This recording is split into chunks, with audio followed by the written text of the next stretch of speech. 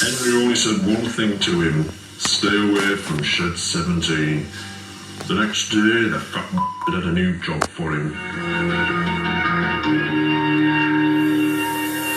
The flying kipper route ran through the night, delivering fish from the docks to the mainland, across the highest altitude line in the country.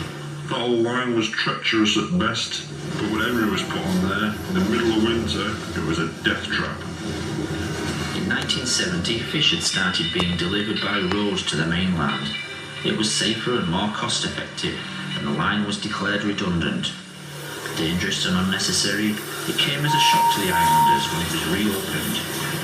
That fat shit always hated Henry.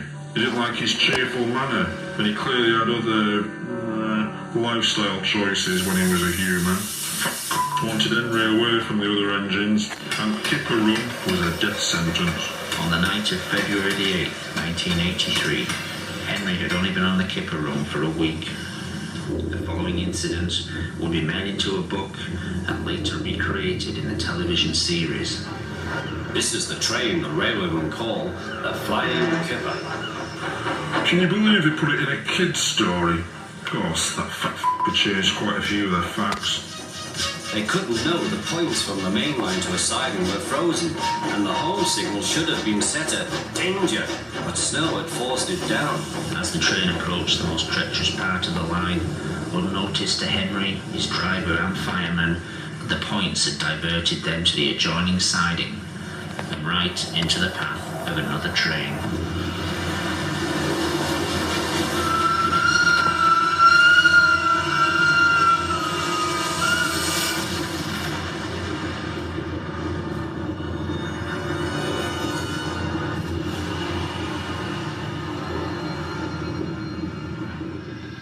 Henry's driver and fireman had jumped clear before the crash. In fact, Al and Barry died from their injuries. Slowly, in snow, the poor bats. By midday, the recovery operation was underway, and Sir Topham Hatt had arrived.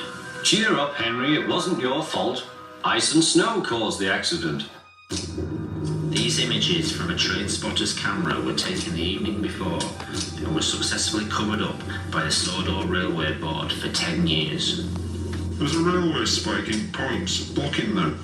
Of course, that had disappeared by the time we got there. I'm sending you to Crewe, a fine place for sick engines. Crew, we all knew what that meant. They'll give you a new shape and a larger firebox.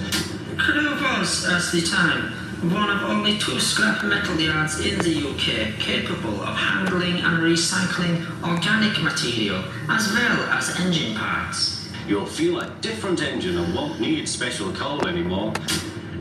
With those few words, he'd sentence Henry to death. Won't that be nice? Yes, sir, said Henry doubtfully. Everyone knew he wouldn't see him again, and everything was sewn up nice and neat for that fat